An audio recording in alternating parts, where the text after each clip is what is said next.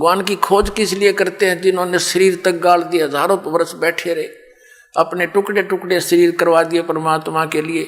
परमात्मा कहते हैं जाके ऊपर ऐसी बीती, कैसा है वो देश, वो कैसा वो भगवान जिसके लिए हम ट्राई कर रहे थे, और वो खोजे से नहीं मिला और स्वयं आके मिला, उसको हमने पहचान नहीं करी। तो ये हमारी अज्ञानता थी, आध्यात्मिक अज्ञानता। अब दास चाहता कि आपको उस आध्यात्मिक अज्ञानता का नाश करूं, भगवान को पहचान लोगे आप जल्दी।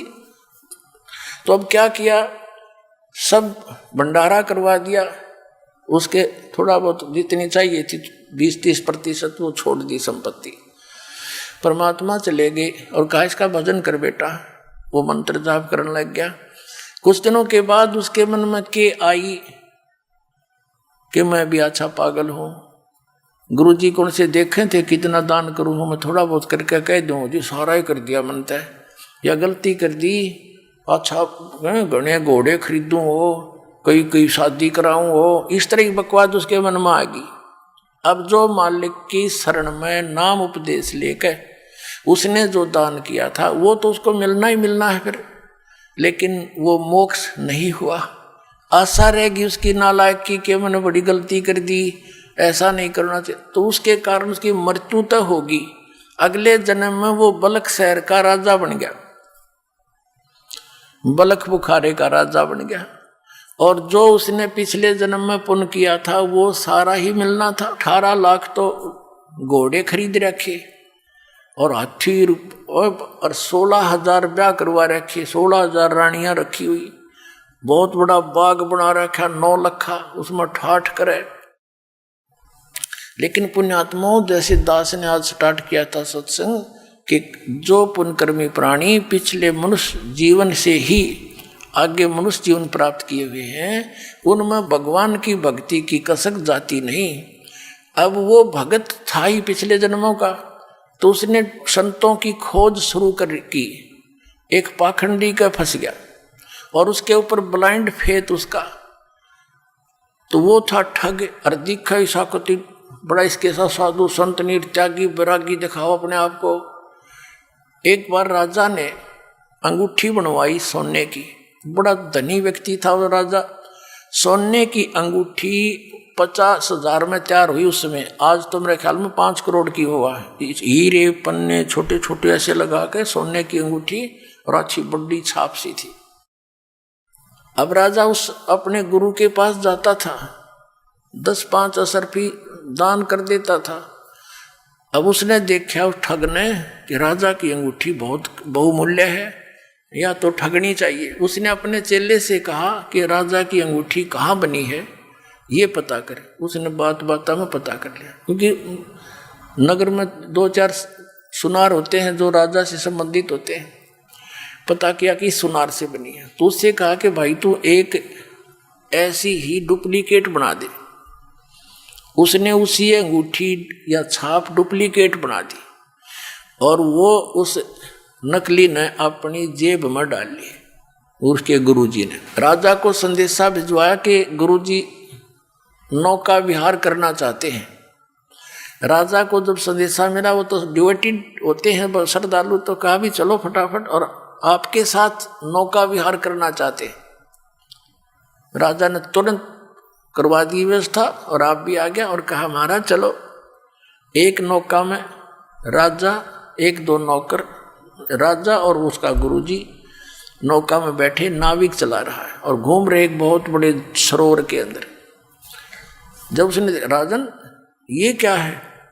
अगजी अंगूठी है गुरुदेव, ये कितनी कीमत की होगी? अगलो जी देखो ये है 50,000 रुपये की तैयार हुई है। अच्छा।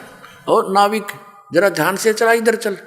अब उस राजा की नजर तन्यून होगी कि भाई ये नाविक गड़बड़ कैसे कर रहा है। वह अंगूठी डाली, दूसरी नकली काट के कहने लगे राजन अंगूठी तो बहुत अच्छी है पर हमारे क्या काम की? उसने कहा राजा ने आप रख लो गुरुदेव। अरे हमारे क्या काम की, हमारे लिए तो मिट्टी है। वहां फेंक दी तालाब में। अब राजा ने सोचा भी गुरुजी के तो चाड़ा है, कति त्यागी विरागी है, ये तो किसी चीज की इच्छा ही नहीं रखता। दूनी श्रद्धा बन गई उसकी। पहले 10 रुपये दान करता था, फिर 100 करने लग गया।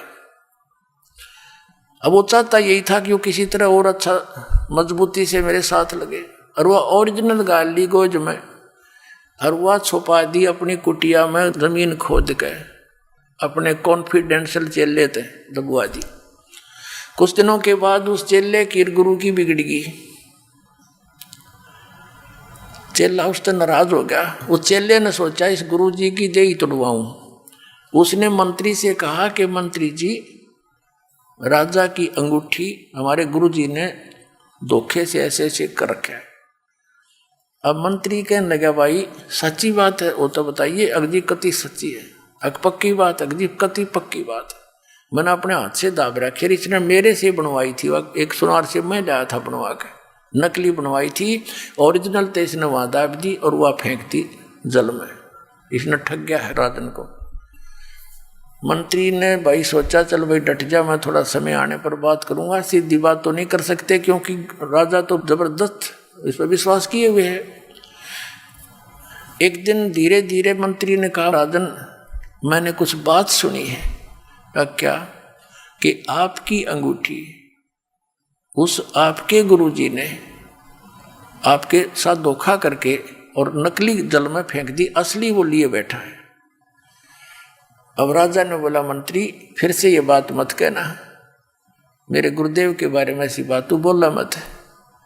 अब मंत्री चुप हो गया। परमात्मा ने दया करनी थी उसके ऊपर। कोई काफी देर जब मंत्री चुप रहा, कहने लगा मंत्री सच बता, क्या यह सत्य है? मुझे जिसने बताया है उसका कॉन्फिडेंशियल चेला है और उससे मैंने बहुत खोद कर पूछा कि सच्चाई होनी चाहिए। वो कह दी कति सच्चाई ना, मेरी गर्दन काट दे। तो राजा इतना विश्वास करता था कि मंत्री अगर वहां बात कच्ची पागी तो मैं तेरी गर्दन काटूंगा, तो फिर तसल्ली कर ले। उसने फिर तसल्ली की, कॉन्फर्म होगी।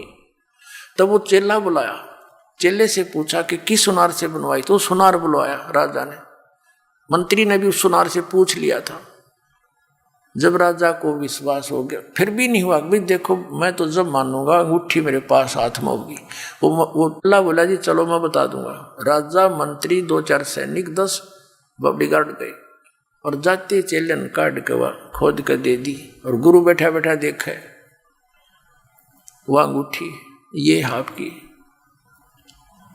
तब राजा ने देखा उसकी तरफ, करड़ा करड़ा पैरा मार के गिर गया। वो ठग, माफ कर दो आप तो बख्शनार हो, मेरे से गलती होगी। उसका 2 मारी लात, अग निकल जाए दुष्ट यहाँ से तू। उस दिन के बाद देखो पुण्यात्मा दास क्या बताना चाहता है कि जो ये पुण्यात्माएं नकली संता कर फंसी पड़ी हैं और उन पर पूर्ण विश्वास करे बैठी हैं परम धनी जान के। ठीक है, श्रद्धालु का तो ये स्वभाव होता ही होता है। अब ये ठग दुरुपयोग करते हैं इस टाइप के। तो उस राजा को नास्तिक बना दिया उन्होंने। राजा ने आदेश दे दिया कि जो कोई भी संत साधु पावे मेरे पास लाओ। सीधा आदेश नहीं दिया कि इनको मारो और भगा दो, कि कोई भी संत मिल जा उसको लाओ पकड़ के मेरे पास लाओ। अब सैनिक घूमने लग गए, जहां भी कोई साधु संत मिले उनको राजा के पास लावे। राजा उनसे प्रश्न करे कि तुमने कभी भगवान मिला है, तुम्हें रब मिला है, अल्लाह मिला है? आपको मिला है तो मुझे मिलाओ। अब चाहे वो अच्छे भगत थे, जैसे भी थे, नेक थे, उनमें सारे के ठग हुआ करें, तो उनका कोई उत्तर नहीं होता था। उनको उठा करके कैद में डाल दिया। एक संत ऐसे कोई समझदार सा था, उसको पकड़ जाए। उसने प्रश्न किया राजा ने कि मुझे दिखाओ भगवान तुमने मिला है तो। संत ने कहा जी एक दूध का गिलास मंगाओ। राजा ने सोचा पीता होगा, आदेश दे दिया नौकर को कि भाई मीठा करके गिलास दूध ला दे। अब दूध लाके उस ऋषि संत को दे दिया, साधु को। वो साधु दूध में उंगली देर ऐसे देखे। अब राजा कहता जी पी लो, अपने पीना है तो, इसमें मीठा डाल रखा है, दूध है। उस संत ने कहा जी मैंने सुना है दूध में घी होता है, लेकिन आपके दूध में तो घी है ही नहीं, मैं पीऊं क्या इसको? तब राजा बताने लगे, हंसा कि महात्मा जी आप जंगल में रहते हो, आपको पता नहीं दूध से घी कैसे बनता है बताऊं? इसको गर्म किया जाता है, फिर ठंडा सा करके नुआया सा करके इसमें जामुन लगाया जाता है, फिर दही बनता है, दही बनकर फिर बिलोया जाता है, रिड़का जाता है, फिर ये घी निकलता है, समझे? तब उस संत ने कहा राजन इसी प्रकार जैसे दूध से घी निकालने की विधि है, ऐसे ही परमात्मा के पाने की विधि है।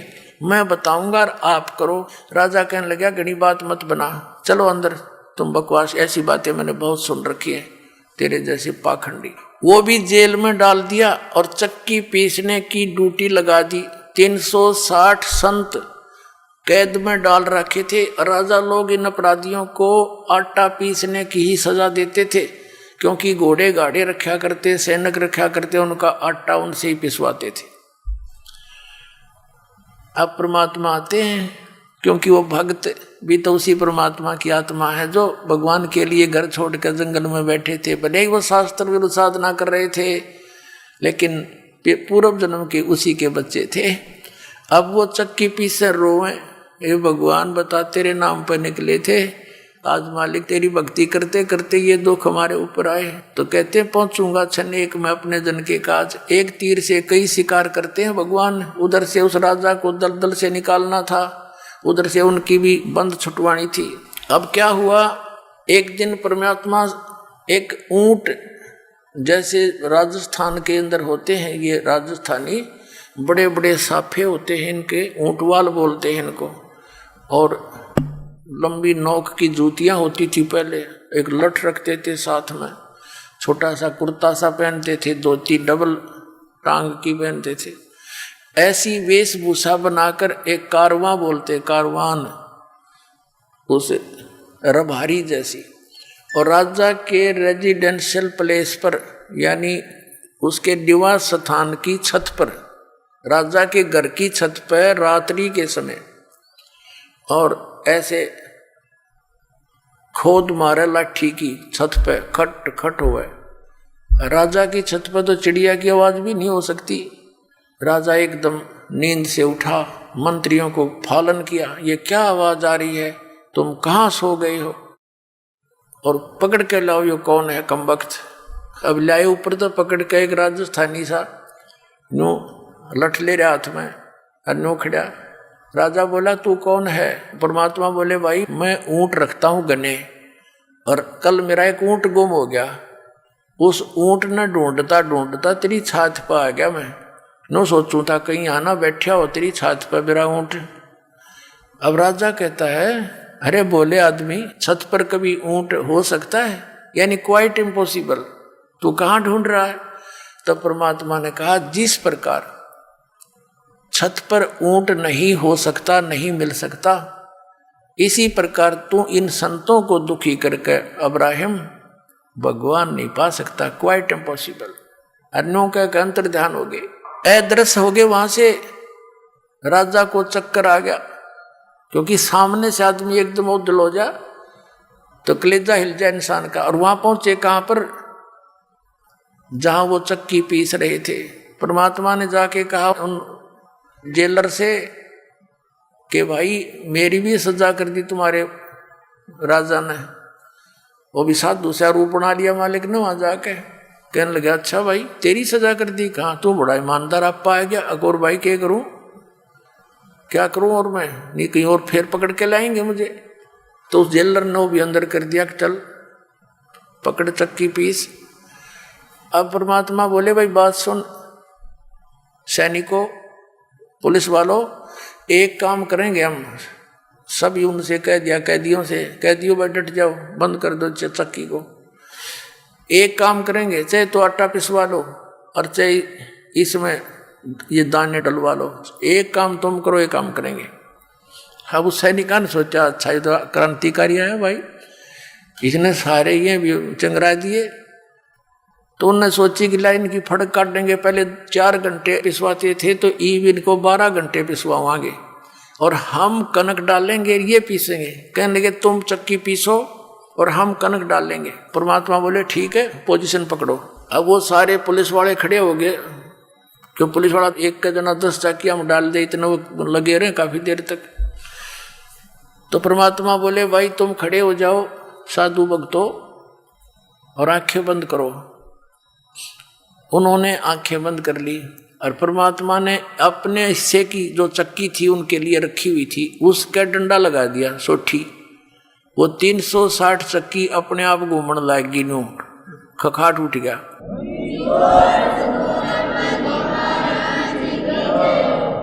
और परमात्मा बोले ले भाई सैनिकों कितना पीस लियो, आराम चले। परमात्मा ने कहा आंखें खोलो। उन आंखें खोली तो उस नगरी से बाहर 1 किलोमीटर दूर जंगल में सारे संत खड़े। और परमात्मा ने कहा इसे साकेट की नगरी में फेर मत आइयो, तुम भाग जाओ यहाँ से।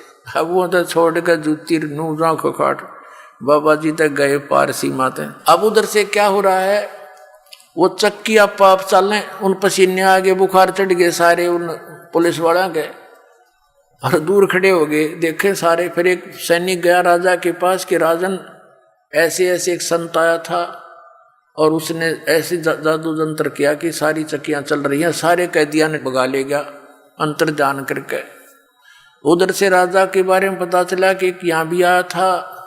राजा ने जाकर देखा कि सचमुच चक्कियां चल रही है।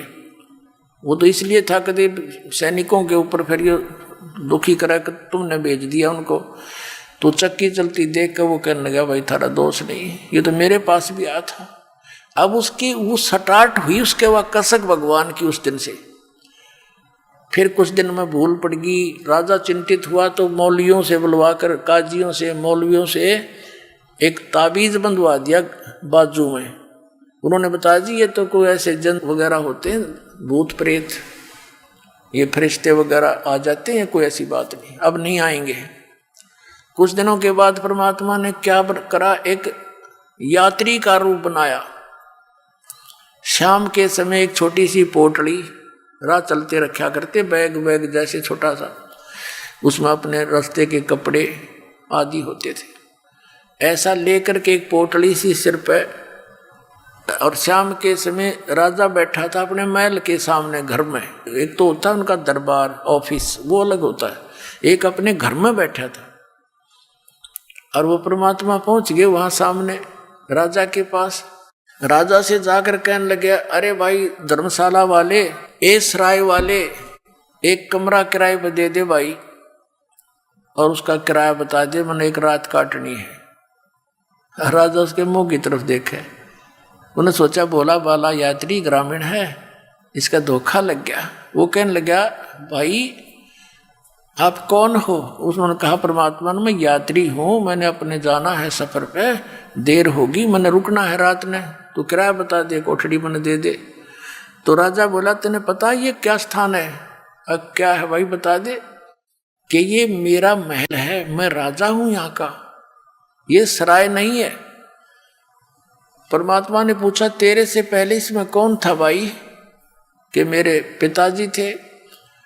उससे पहले कौन था? कि मेरे दादे परदादे मेरे पूर्वज थे। तो वहाँ वो कहाँ गए? कि वो तो अल्लाह खुदा को प्यारे हुए। तो आप कितने दिन रहोगे इसमें? जब अपना नंबर आवा ना मृत्यु का, जब होश हवास उठ जाते आदमी के, कहाँ जाना तो मुझे भी पड़ेगा। फिर न महल समझे मूर्ख तू, ये सरा नहीं तो क्या तू महल समझता है? ये तेरे बाप दादा पड़ पीढ़ी ये भी बसे सरा में गिद्दी, ऐसे ही तू चल जाई, इसलिए मैंने यह महल सरा बताई। न्यू कहकर अंतर ध्यान हो गए। राजा को चक्कर आके गिर गया। अब फिर और मौलवी बुला दिया, उसने दूसरी बाजू का तबीज बांध दिया। कब नहीं आओगा, भूत प्रेत था कोई। इन्होंने जरा यो प्रेत ना हटता, ये तो हमें निकाल कर छोड़ देगा यहाँ से काल के जाल से।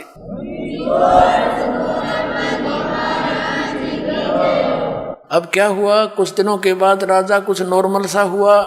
ये राजा क्या करता था, एक 9 लखा बाग होता है जिसमें 9 लाख प्रकार के पौधे लगाए जाते हैं, मतलब उसमें अच्छा बढ़िया वातावरण बनाने के लिए वहाँ राजा टहलता था। और दोपहर के समय 2-3 घंटे वहाँ विश्राम करता था। उस बाग के अंदर राजा की जो बेड था, बिस्तर था, उसको संवारने का, आसपास चारों तरफ फूल फाल सजाने की ड्यूटी बांदियों की लगाई जाती थी, नौकरानियों की।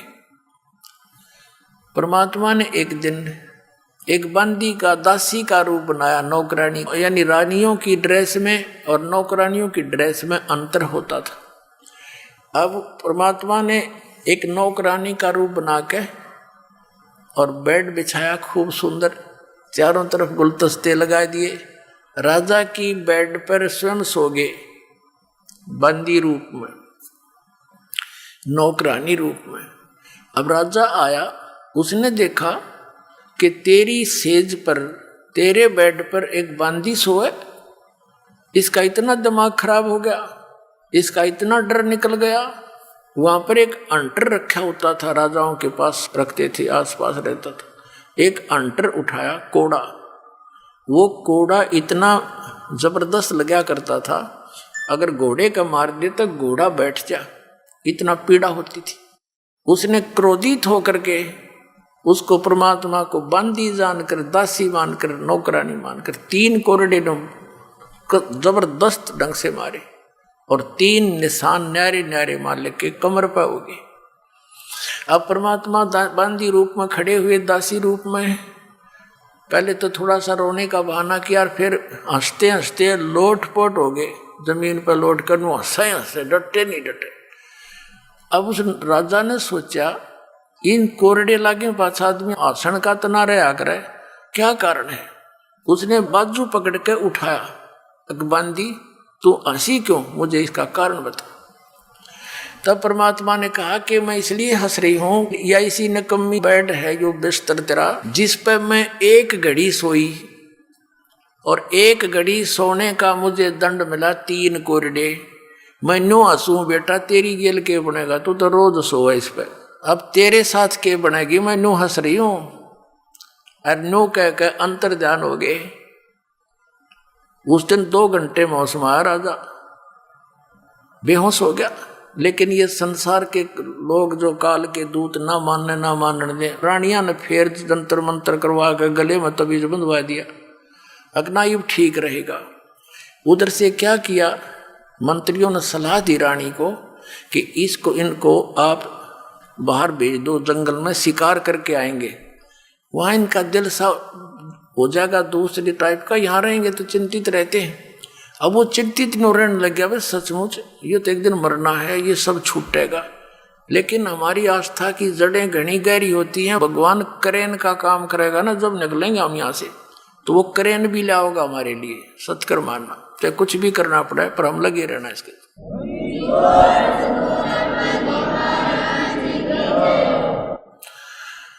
अब क्या किया, वो 1 हफ्ते का प्रोग्राम बना के जंगल में चले गए, सैनिक भी मंत्री भी, जाकर लगा दिया पड़ाव। तो सुबह उठ के सब चल पड़े शिकार के लिए।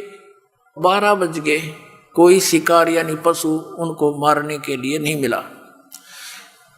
तो बगैर शिकार लिए राजा वापस आओ, अपनी बेइज्जती मानता है। इतने में क्या देखा कि एक हिरण आ रहा है, मृग। राजा ने कहा सैनिकों, अगर ये मृग हाथ से निकल गया उसी को मृग की तरह मार डालूंगा। सब सतर्क हो गए। अब वो मृग राजा के घोड़े के नीचे निकल गया और दूसरे घोड़ों पर थे अपने अपने। अब किसने कहे मार दूंगा। अब यावा होता शर्मिंदा होकर पीछे 2 घोड़ा दौड़ा दिया मृग के, और सेना से रहेगी पीछे, और वो घोड़ी दूर आगे निकल गया। वो मृग जा करके इधर उधर बाईपास मार गया, अंतर ध्यान हो गया। क्या दिखा था उसने, वो तो मालिक की लीला थी। इतनी दूर चला गया, आसपास उसके साथी भी नहीं, और घोड़े को भी प्यास, झाग आगे प्यास लग आई, राजा को भी प्यास और भूख जबरदस्त लगी। ऐसी स्थिति होगी कि 10 मिनट जल नहीं मिला तो मौत हो जा। परमात्मा कहते हैं सोचल सिद्धर मैं करूं अपने जन के काज, जो जन मेरी शरण है ताका हूं मैं दास, और गेल गेल लग गया फिर साथ साथ रहता हूं जब लग धरती आकाश। जो बच्चा गऊ की नजर में यूं साईं को संत, और भक्ता के पीछे फिर वो भगत वत्सल भगवंत। अब वहां परमात्मा ने क्या लीला की, एक सुंदर बाग बनाया बगीची, और एक बहुत सुंदर छोटा सा तालाब निर्मल जल का, और एक झोपड़ी, और आप बैठ के जिंदा महात्मा, मुसलमानों में जिंदा महात्मा ज्यादा होते हैं, उनको फक्कड़ फकीर बताया करें। जिंदा महात्मा का रूप बना के झोंपड़ी का आगे बैठ गए, और 3 कुत्ते बहुत सुंदर, उनको बेलों से बांध रखा जो कुत्ते बांधने की होती, और एक बेल खाली रखी हुई थी कुत्ते बांधने की एक्स्ट्रा।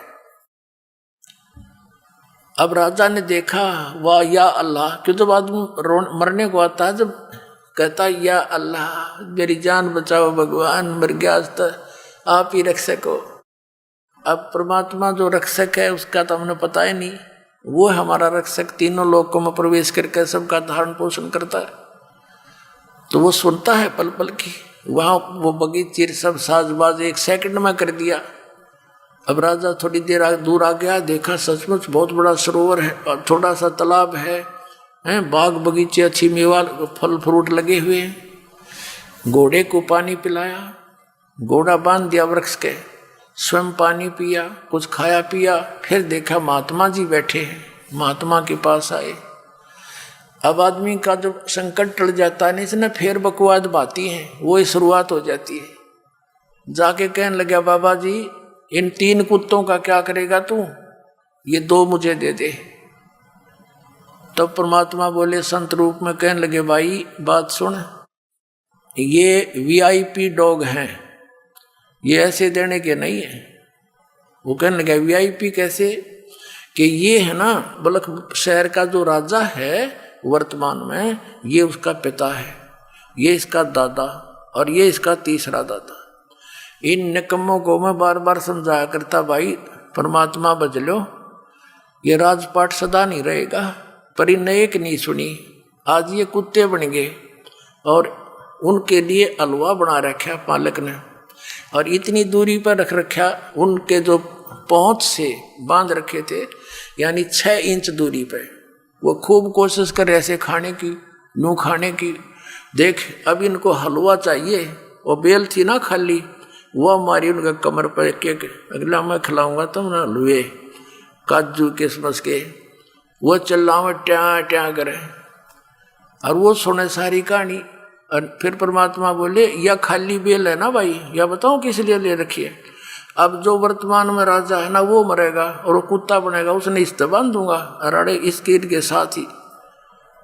उसका तो पसीने आ गए। अब चरणों में गिर गया उस संत के, हे भगवान या बिरान मट्टी होगी, अज्ञा तेरा गए भाई, कौन है तू, कि मैं जी वो बलख बुखारी का राजा हूँ। तो परमात्मा ने कहा, ये तेरे बाप दादा थे भाई, इनने भी तेरे की तरह बड़ी बदपहल कमाई, अब तू तकत बैठ कर भूली, तेरा मन चढ़ने को सूली। नालायक जो काम करने का था उतने शुरुआत भी नहीं की। इतना कहकर अंतर्ध्यान हो गए। राजा बेहोश हो गया, चेत हो गया। नरमात्मा बहुत होती है भगत की। काफी देर के बाद वो होश में आया, क्या देखता है, ना वो कोई संत है, ना कोई कुत्ता है, ना बाग ना बगीचा, ऐसे पड़ा कॉलर में। और घोड़ा देखा, घोड़े के पैर पानी में भीगे हुए हैं, पानी पी रखा, अपना तृप्ति। अब वो समझ नहीं सका, और ये पता लग गया तो बहुत बुरी बनेगी भाई। उसी समय इतने मायूस हो गया, आके सैनिकों से बोला नहीं और ऐसे संकेत किया कि उठाओ सब सामान को, चलो मेरे साथ। वो सैनिक तो ट्रेंड होते हैं, 10 मिनट में बांध गया अपने बैग रो लिए, गिर घोड़े ले गए, वापस आ गए। रानियों ने पूछा मंत्रियों से, क्या हो गया। अगदी पता नहीं, ऐसे ऐसे मृग के पीछे पीछे गए थे और पता नहीं वहाँ क्या हुआ इनको, और वापस आए तो किसी से नहीं बोलते। एक कमरे में जाकर बैठ के रानी चली गई, मंत्री चले गए। मुख्य रानियाँ होती हैं वो तो राजा साथ घुली मिली होती हैं, सब कुछ बोल देती हैं। कहने लगे, जी आप तो औरतों से भी गए गुजरे, औरतें कहा करती हैं मुझे ये दिख गया, वहाँ खड़ी थी एक बाबा दिखा, वहाँ खड़ी थी एक भूत दिखा, आप तो उनसे भी गए गुजरे होगे, हिम्मत करो, आप तो क्षत्रिय हो। ये है उसमें लगी पंप मारने, उसका तो कलेजा में जख्म हो गया। अब वो सोचा ही न क्यों कर समझाऊं बता। इतने में एक कुत्ता आ गया, उस कुत्ते के सिर में कीड़े पड़े हुए थे, जख्म था, उसमें जीव चल रहे थे। वो आकर कहने लगा, अब्राहिम देख ले, मैं उस नगर का राजा था, मैंने जितने भी शिकार खेल लिया और जुल्म किए, ये देख अपने कर्म का भोग रहा हूं। अब जान बचाई जा तो बचा ले भाई, न्यों कह करो भाग्य खेदे ही। अब राजा कहने लगा, देख लिया तुमने, तुम्हारे सामने, अब तो आगे पीछे हो तो चलो, तुम ना मानो थे। और कहा निकल जाओ इस कमरे से बाहर। सबको बाहर कर दिया, कुंडी ला ली।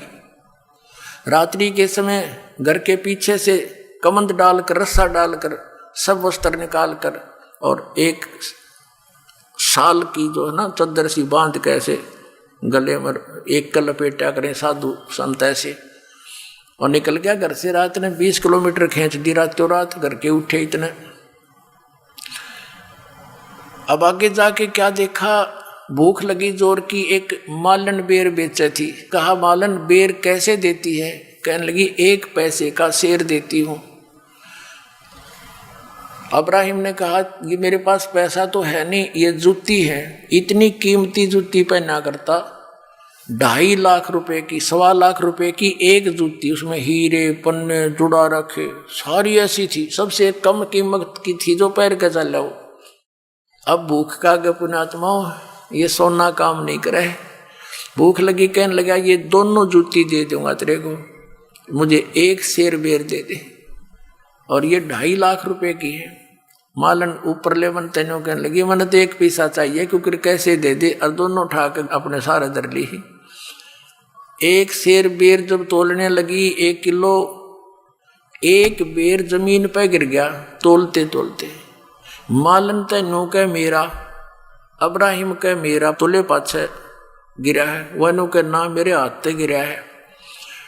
उस बेर पे गुत्तम गुत्ता परमात्मा ने अपने रूप में आकर उसका 1 दिरा कान पे है, ने बोला 2.5 लाख की जूती और 1 पैसे का बेर है, देखा तम सुल्तान तने के छोड़ दिया मेर, ये ममता क्या छोड़ा तू, राज ने गिर ले लिए फिर है नालायक, जा वापस अपने घर ने कर ले राज तू। अरे मुश्किल तो नरक से निकाला। अब घर के त्याग देने से राज नहीं त्यागा जाता पुण्यात्मा, अंदर से त्याग मिट्टी समझ इसको। और फिर चरणों में गिर गया, हे भगवान बड़ी दया करी आपने, मैं तो कति यहाँ तक दब चुका था दाता, आपने तो रस्सा बांध कर निकाला हूँ। बेटा मुझे मालूम था तेरी दुश्मन थी माया, जिसने तो अपनी प्यारी समझ रहा था। अब मैं तेरे साथ हूँ ना, जिस चीज़ की आवश्यकता पड़े मुझे बताइए, हाजिर खड़ा पाओगा। अब क्या हुआ, शाम के समय उसने फिर भूख लगी ना, सुबह के समय रात तो कट गई, तो सुबह याद किया भगवान भूख लगी। आकाश से एक थाली आई, कपड़ा उसके ऊपर डला हुआ, थाल पोस, उसने उठाकर देखा, उसके सामने आके रुक गई। उसमें क्या देखा, काजू किस्मत सेब संतरों के भरी, और साथ में हलवा खीर पूरी कचौड़ी और रोटी, सारी आइटम उसमें। वापस न्यू का न्यू ढक दिया कपड़ा और मुंह फेर कर बैठ गया, कहना भगवान ये तो आपने छुटवाए थे, ये फिर भेज दिए, दास को सूखी रोटी दे दो। परमात्मा ने आकाशवाणी करी, बेटा तू सफल हुआ, अब तेरी आत्मा हट गई इस गंदे दलदल से, अब तू लकड़ी तोड़ और जंगल से बेच और अपना गुजारा कर और भक्ति कर बेटा, नाम बिना बात नहीं बढ़ेगी। अब उसको नाम दिया सतनाम, पहला मंत्र दिया फिर सतनाम दिया, फिर कहा बेटा तुझे सारनाम दूंगा, सारनाम जब दूंगा तू योग्य हो जाएगा। और परमात्मा ने बताया कि मेरा वहां आश्रम है, तू वहां आ जाना। तो वहां एक रहते थे साधु रूप में परमात्मा। अब्राहिम वहां जाने लगा, फिर सारनाम का समय आया, परमात्मा ने कहा बेटा ठीक है वहां आ जाना, सारनाम तुझे दूंगा मैं। वो समय रख दिया, तिथि बता दी, तो राजा आ रहा था और एक बहन भगतमती वो उसी नगर की थी, और उसके नगर के पास परमात्मा का आश्रम था छोटा सा। वो राजा जो भगत बन गया था वो नीचे से जा रहा था गली से, वो लड़की ऊपर से कोई कूड़ा करकट उठाकर और नीचे डाल दिया उसने। डालने के बाद देखा तो एक व्यक्ति पे गिर गया, और लड़की झांक के देखा, फिर बाद में वो रोले मचाने लग गया, तूने ये क्या कर दिया, कौन है तू बदतमीज। तब उसने देखा झांक के को हो तो किसी आदमी पर गिर गया, और आंखें लाल करके कहता है काश मैं आज राजा होता, तेरे टुकड़े टुकड़े कर देता, तूने मेरा सारा हुलिया बिगाड़ दिया। वो कहने लगी भाई साहब गलती होगी, मैंने देखा को नहीं, माफ कर दो, मैं आज राजा होता तुझे बता देता। तो वो लड़की ने सोची भाई यू क्या मतलब है, राजा क्यों कहता है। अब वो लड़की भी आश्रम में आना था, उधर से उसने भी गुरुजी से मिलने जाना था, वहां वो सारे इकट्ठे हुए। जब उसने देखा तो वो आदमी है जो रास्ते में इसके ऊपर गलती से कूड़ा गिर गया था, तो परमात्मा से पूछा, गुरुदेव ये भगत है, ये कभी राजा था? कहा बेटी ये बहुत बड़ा राजा था, अब्राहिम सुल्तान अदम नाम है इसका, बल्ख बुखारे का राजा है। अच्छा ये था वो? कहा। परमात्मा ने पूछा क्या बात थी? कि महाराज जैसे ऐसे ये आया ना, जब मेरे से गलती से कूड़ा गिर गया, मैंने ध्यान नहीं करा, मैं तो यहाँ आने की चिंता में थी। इसके ऊपर जब कूड़ा डला तो इसने बहुत बुरा बोला, तो मेरे ते बहुत गालियां दी और कहा यदि आज मैं राजा होता तेरे टुकड़े टुकड़े कर देता। कहा अच्छा बेटा कोई बात नहीं, ये राजा था बेटी, इसमें कोई शक नहीं, बहुत बड़ा राजा था। अब कुछ देर के बाद उसने प्रार्थना की कि गुरुदेव आपके दास को सार नाम की दया करो, यदि योग्य हो गया हो। तो परमात्मा बोले बेटा अभी तो तू राजा है, जब दास बने ना जब आइए, 1 वर्ष का समय दे दिया। अब वो कहना जी मैं तो आपका दास हूँ, ये मालिक अब कहाँ राजा, मैं तो आपका दास हूँ। कहना बेटा ये तो ऊपर ले मन तो बोल रहा है, तू अंदर से राजा है। अब उसको न्यू नहीं डिक्लेयर किया, यू किस कारण से कहा अगजा 1 वर्ष के बाद आना। अब गुरु जी का आज्ञा सिरोधारिये, उठ कर चल पड़ा जैसे आपकी आज्ञा हो। 1 वर्ष के बाद निर्धारित समय और निर्धारित दिन के इस समय तक आना है तेने वहां उस दिन। और परमात्मा ने कहा बेटा अब कई रास्ता तो वहीं तेरे घर के पास से आओगा, इसके ऊपर भैंसों का गायों का गोबर और मूत थोड़ा सा पानी मिलाकर बाल्टी तैयार रखिए, और जब यूं तेरे घर से नीचे का इसको ऊपर चोटी में गिरिए इसके। वो लड़की तो सुबेरे बना के सारा सामान तैयार होगी, और नो देखा कद से आवेगा, उसने आना ही था क्योंकि निर्धारित समय दे रखा। वो नीचे से आ रहा था, उस लड़की ने जचा के ऊपर तो तरडा ला दिया और सारा उड़िया बिगाड़ दिया उसका। और फिर ने बोली भाई साहब गलती होगी मेरे ते, माफ करियो। नो बोला बहन कोई बात ना, माटी पर माटी ये तो पड़ी है, कोई बात ना, धो लूंगा नहा लूंगा, कोई बात नहीं।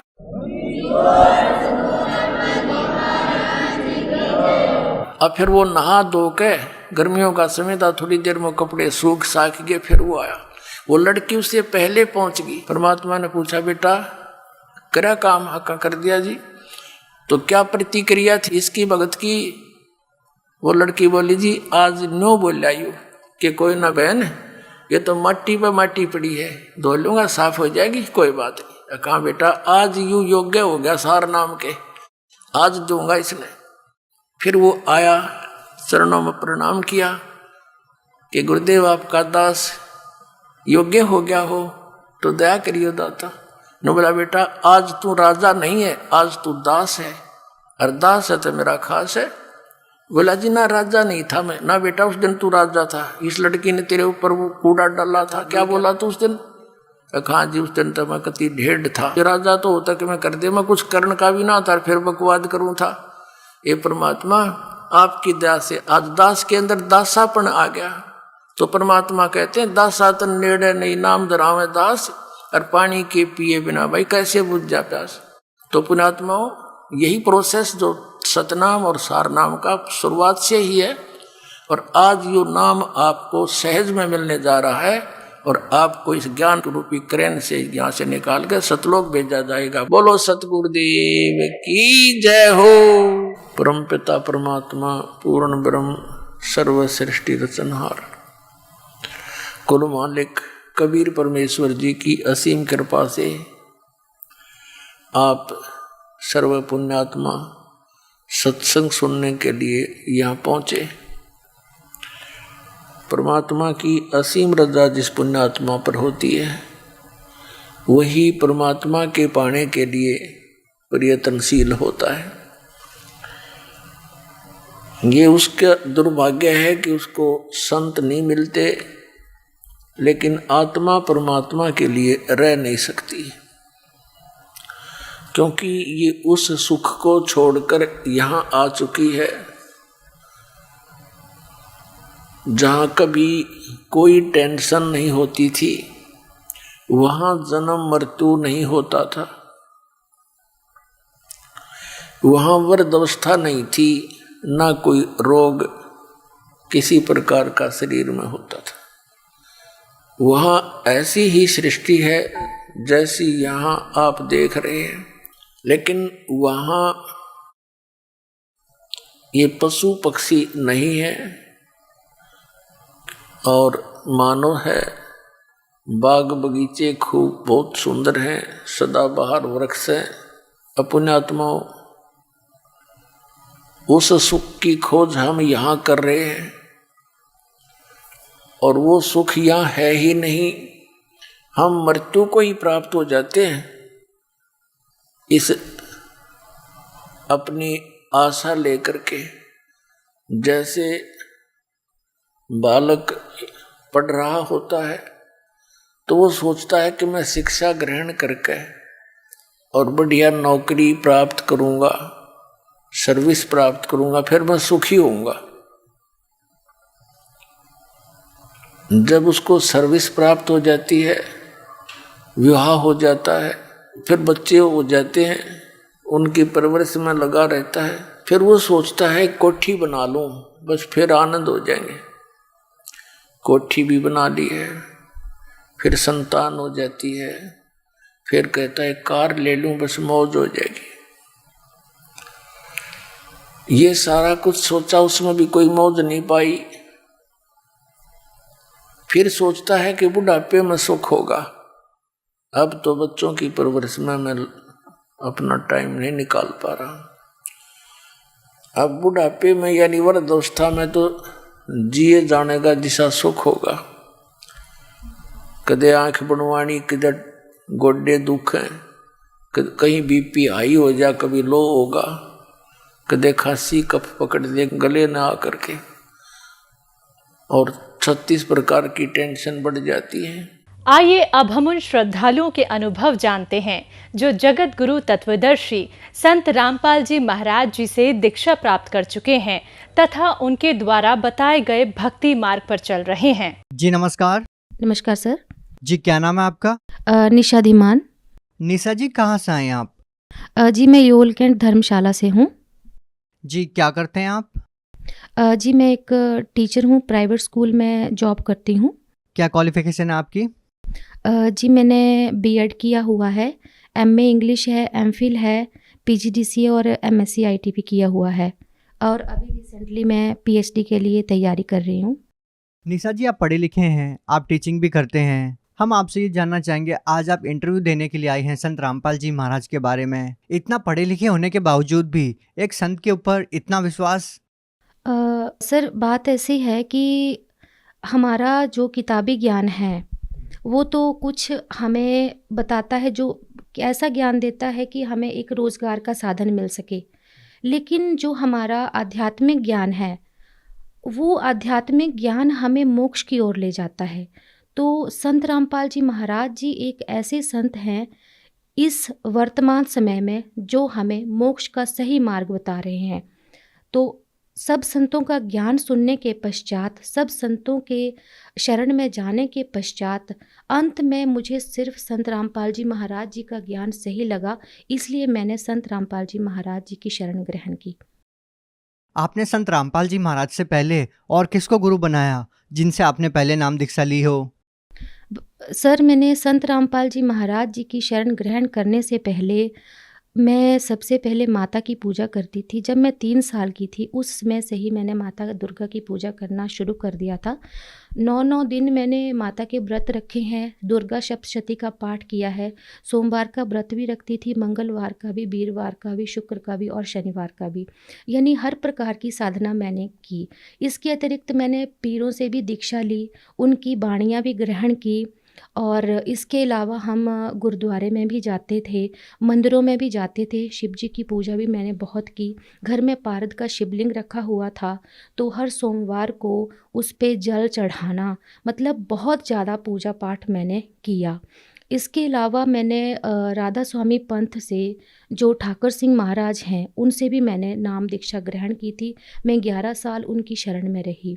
लेकिन जिस दिन मैंने उन संत की शरण ग्रहण की थी, उस दिन से ही मेरे पर दुखों का पहाड़ टूट पड़ा। यानी मुझे मेरी पढ़ाई के अकॉर्डिंगली मतलब पूरा लाभ नहीं मिल पा रहा था। इसके अलावा मैंने डॉक्टर श्रीमाली जो हैं उनसे भी शरण ग्रहण की थी, लेकिन मुझे कहीं भी सेटिस्फेक्शन नहीं मिला। तो अंत में मुझे सिर्फ संत रामपाल जी महाराज जी की शरण में ही जाना पड़ा। निशा जी, जैसे कि आपने बताया कि पहले आप देवी दुर्गा की भी भक्ति करते थे और आपने बताया कि पहले आप राधा स्वामी पंथ में भी रहे हैं और अब आपने संत रामपाल जी महाराज से नाम दीक्षा ली है। हम आपसे ये जानना चाहेंगे कि क्या कारण रहा कि आपने राधा स्वामी पंथ छोड़कर संत रामपाल जी महाराज से नाम दीक्षा ली? सर, ऐसा है कि इतनी भक्ति करने के बावजूद भी जब मेरी शादी होगी तो उसके बाद जो है मेरी हालत ख़राब होने लगी। ऐसा हुआ कि मुझे जो है वो दर्द रहने लगी। मैंने जब डॉक्टर को दिखाया, मेरा बड़ा बेबी तब 3 महीने का था, तो डॉक्टर बोलने लगे कि आपके जो है वो ब्लैडर में स्टोन है और ये निकलवाना ही पड़ेगा।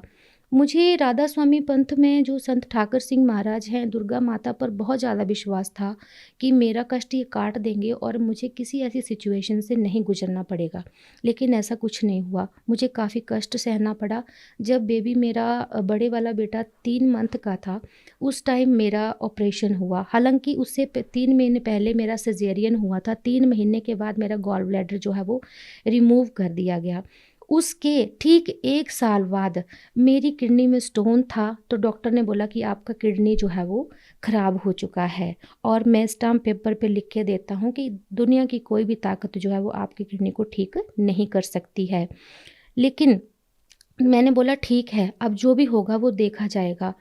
तो डॉक्टर ने जो है वो डीजे स्टंटिंग करी, स्टंट डाला मेरे किडनी में, क्योंकि दोनों किडनी में स्टोन था।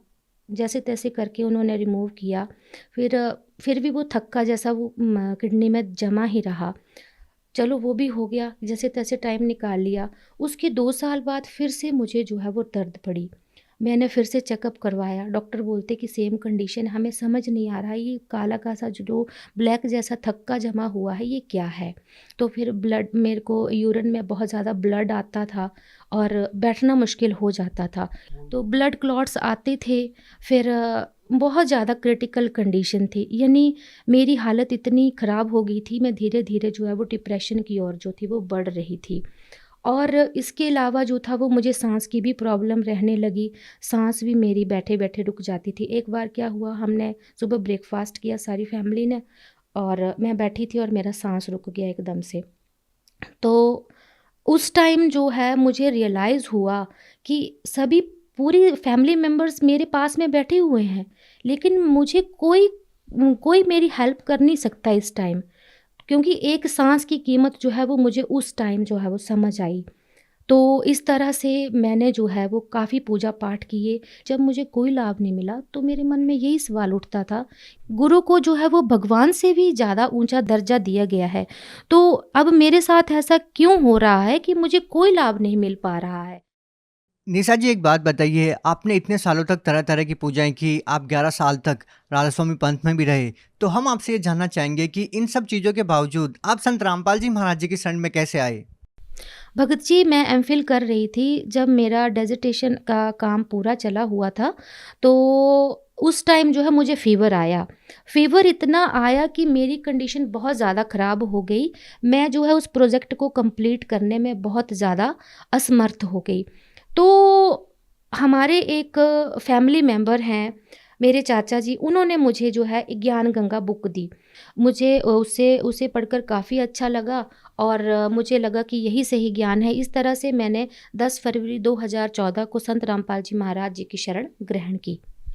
निशा जी, आप एक पढ़े लिखे इंसान हैं और आपने संत रामपाल जी महाराज जी का ज्ञान सुना, उसके बाद आपने उनसे नाम दीक्षा ली। देखिए, संत रामपाल जी महाराज के बारे में ये कहा जाता है कि वो देव देवताओं की भक्ति छुड़वाते हैं। आपने संत रामपाल जी महाराज जी के सत्संग सुने, उनकी पुस्तकें पढ़ी, उसके बाद नाम दीक्षा ली, तो क्या वाकई में संत रामपाल जी महाराज देव देवताओं की भक्ति छुड़वाते हैं? क्योंकि भगत जी संत रामपाल जी महाराज जी का ज्ञान ग्रहण करने के पश्चात ये मुझे पूरी तरह से पता चल चुका था कि जिन देवी देवताओं की मैं पूजा आज तक करती रही, उनकी पूजा करने से तो मुझे कोई लाभ भी नहीं मिला। वो जो है वो मेरा कष्ट नहीं काट सकते थे। इवन दुर्गा माता ने भी मुझे एक बार खुद आके बता दिया था कि मैं कर्म के लेख को नहीं काट सकती हूँ। इसके लिए आपको जो है वो किसी तत्वदर्शी संत के पास ही जाना पड़ेगा, वो ही आपके कष्ट को काट सकते हैं। और इस तरह से जितने साल तक मैं राधा स्वामी पंथ में रही, उनका सत्संग सुनते थे, वो हमेशा यही बताते थे कि कर्म का भोग जो है वो भोगना ही पड़ेगा। और इसके अलावा अनेक देवी देवताओं की पूजा भी करते थे, तो उनकी पूजा करने से भी हमें कोई लाभ नहीं मिलता था, हमें कर्म का भोग जो है वो भोगना ही पड़ता था। संत रामपाल जी महाराज जी ने वेदों को खोल के बताया कि जो पूर्ण परमात्मा कबीर साहिब हैं, वो हमारे 3 ताप को और कर्मों के जो पाप हैं हमारे, उनको काट सकते हैं। तब हमें संत रामपाल जी महाराज जी पर भरोसा हुआ और हमने उनसे नाम दीक्षा लेकर उनकी शरण ग्रहण की।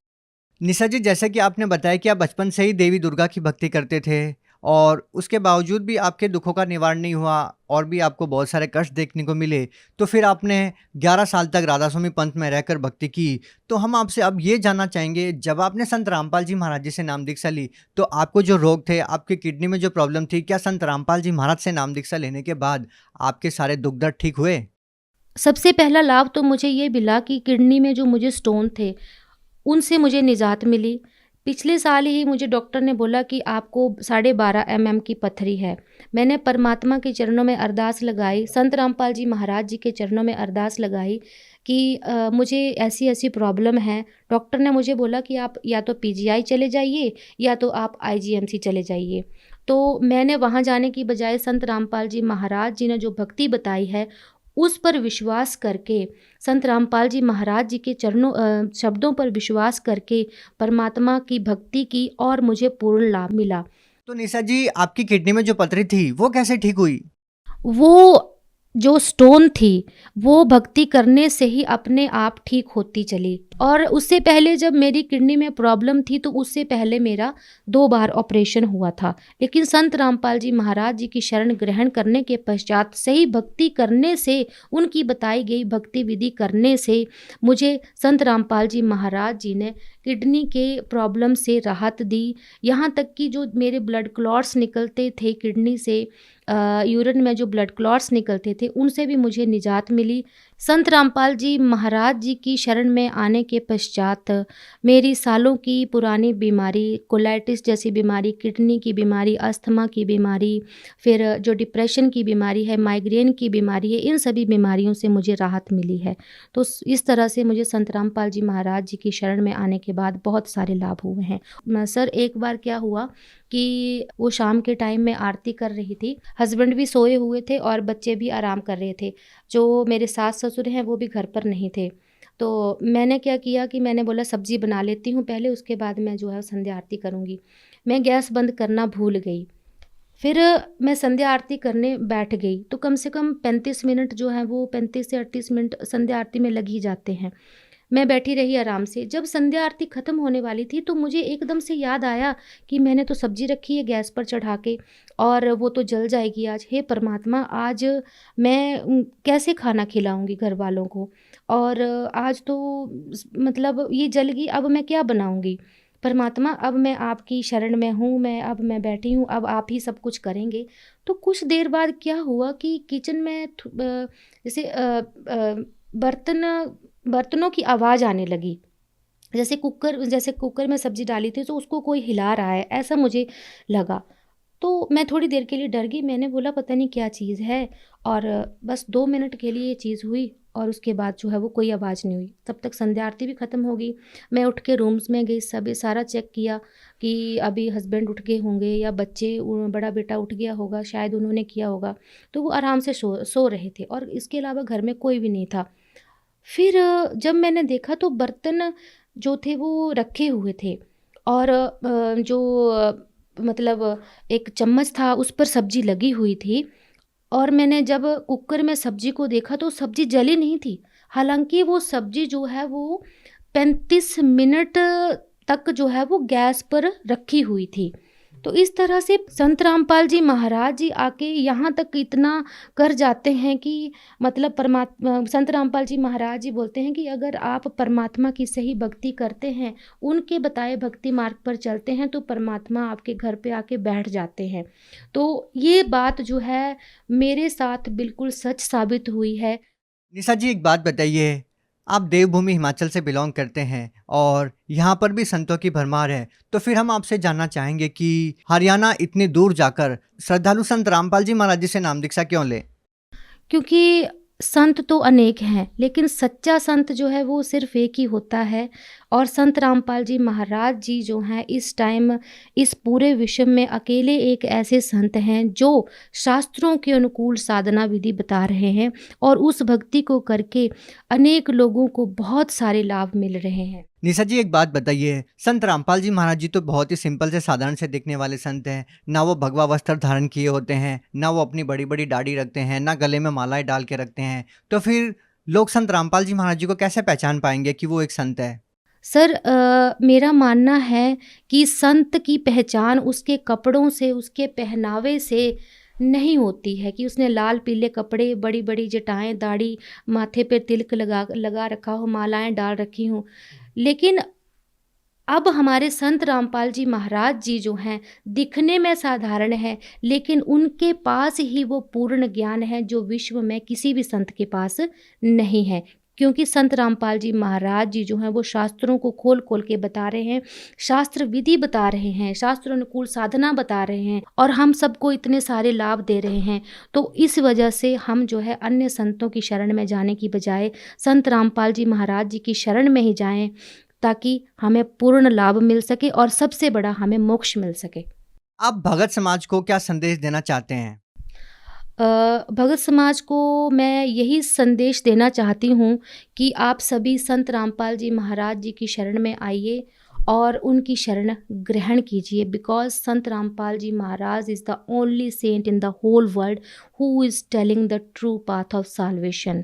इनके अलावा और कोई भी संत जो है वो शास्त्र विरुद्ध साधना दे रहे हैं। इसके अलावा सर मैं आपको एक और बात बताना चाहती हूँ। मेरी दादी जी 60 साल से राधा स्वामी पंथ से जुड़ी हुई थी, तो उनको लगभग 25 साल तक खून की उल्टी होती रही। जिस दिन वो राधा स्वामी पंथ में गई थी दीक्षा ग्रहण करने, उस दिन से ही उनको ये उल्टी खून की शुरू हो गई थी। तो 25 साल तक तो मैंने भी देखा है कि उनको खून की उल्टी होती रही है। लेकिन जैसे ही संत रामपाल जी महाराज जी की शरण में हम गए, उस दिन हम 400 किलोमीटर का सफ़र तय करके बरवाला गए, तो हम देखकर हैरान थे कि उनको कोई उल्टी नहीं हुई। वो बिल्कुल ठीक ठाक संत रामपाल जी महाराज जी के शरण में पहुंची, वहाँ पे नाम दीक्षा ग्रहण की, और उसी दिन हम 400 किलोमीटर वापस आए। तो हम इस चमत्कार को देखकर हैरान थे कि जिनको इतने सालों से खून की उल्टी हो रही है, वो आज बिल्कुल तंदुरुस्त हैं और घर में आके सबसे ज़्यादा एक्टिव वही थे। तो आप सभी से यही निवेदन है कि आप सभी संत रामपाल जी महाराज जी को समझो कि ये कोई आम इंसान नहीं है, ये खुद पूर्ण परमात्मा है, क्योंकि पूर्ण परमात्मा ही हमें घोर कष्ट से मुक्ति दिला सकते हैं। इस तरह से मैं यही कहना चाहती हूँ, सर्व समाज से यही निवेदन है मेरा कि संत रामपाल जी महाराज जी की शरण ग्रहण कीजिए और अपना कल्याण करवाइए। जी, बहुत बहुत धन्यवाद। नमस्कार जी।